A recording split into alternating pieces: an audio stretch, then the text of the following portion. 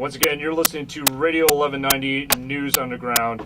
I am very happy to have in studio with me two of CU's wide receivers, Travon Patterson and also Toney Clemons there. Gentlemen, how are we doing tonight?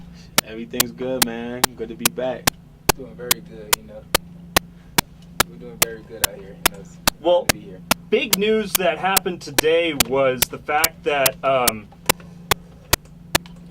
CU now has officially announced that they are going to be going to the Pac-12 in 2011. And I just want to get your thoughts real quick. Travon, you played obviously at USC for a while. What do you think? How do you think CU's going to fit into the scheme over in the Pac-12? I think they're going to do pretty well. They come out of a big conference in the Big 12. Actually, they got big teams out in this conference, such as Oklahoma, Texas A&M, Oklahoma State. So just transferring over to the Pac-10, it wouldn't be too much of a change. Obviously, powerhouse USC, obviously where I came from, that'll be a big change for us. But I think as long as the talent is here, everybody be ready. I think it'd be very exciting for all the athletes and the coaches, and I think they're going to take it on very well. Just out of curiosity, have you talked to any of your friends back at USC, maybe some of them who were juniors or seniors that are going to still have a year left, and what kind of their thoughts might be about having to play CU? I talk to them often, but I haven't really talked to them about Colorado transferring to the Pac-10. Right, because it was originally two years away there and stuff. But I didn't know what kind of consensus opinion there. One of the things. What was kind of your decision? Because a lot of people maybe were just getting to know you per se. What was kind of your decision process in coming to CU? How did you go through that? It was pretty hard. I had to do a lot of thinking about if I want to transfer or not. See, I've been here for 4 years, so I was kind of accustomed to the program.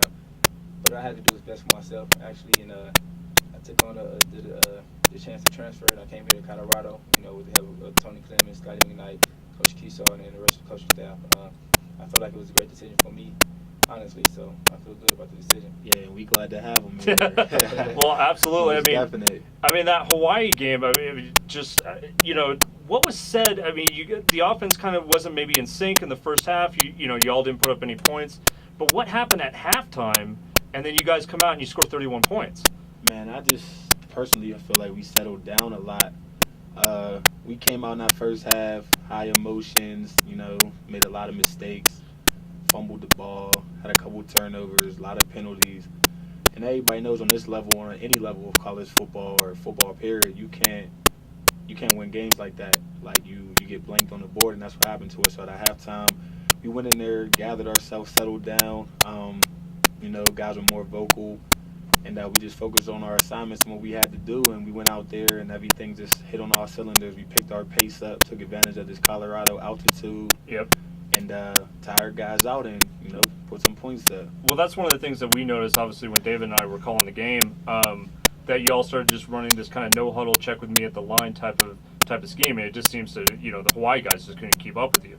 Yeah, that's what it came down to, and I'm glad that the coaching staff decided to make that move because, we practice it in practice all the time. Right. Every single day, and it's a struggle at practice. You don't want to do it because you're running around a lot, but to finally use it in the game and execute it the way we did, it was a blessing, and I'm glad we made that switch.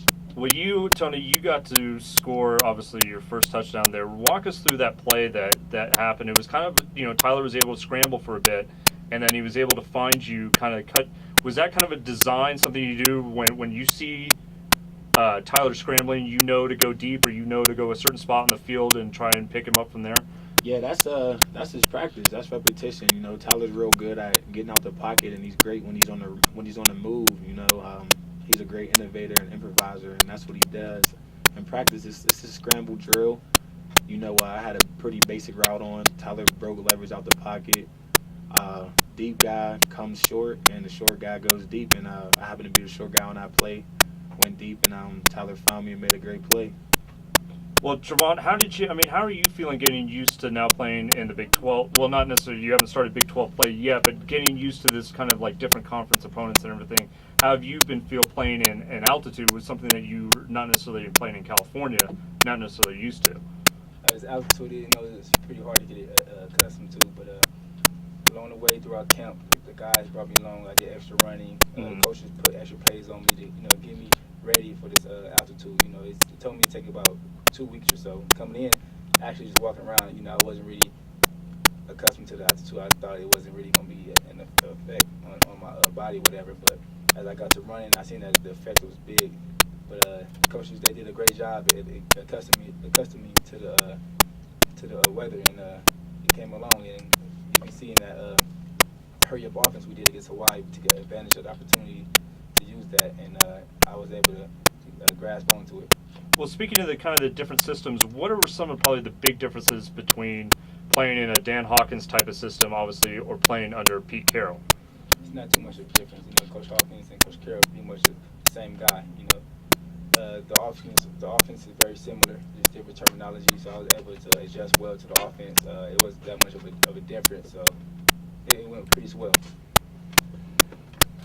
Hey guys, I had a question for you because we were there in the post-game press conference and we saw Coach Hawk, man, blood just pouring down his nose, and somebody asked him if he got a little fired up in the locker room there. Coach, did you guys see anything in there?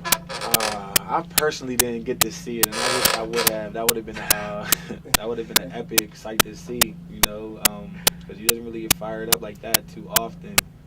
But for the guys that did see it, they must have been inspired by it. I seen him on the sideline, kind of banged up. I wasn't sure what happened, but I'm glad he showed his emotion. What do you think, Trey? I honestly didn't see it as well, but from what I heard, it was he got kind of fired up in the shoot coming out for the game. So I think he was pretty hyped about the game as well. Yeah, we had that Waka Flocka playing. He was fired up with the guys. Well, Tony, you were part of another huge play. The ball ricocheted off of you. I mean, what was your feeling like?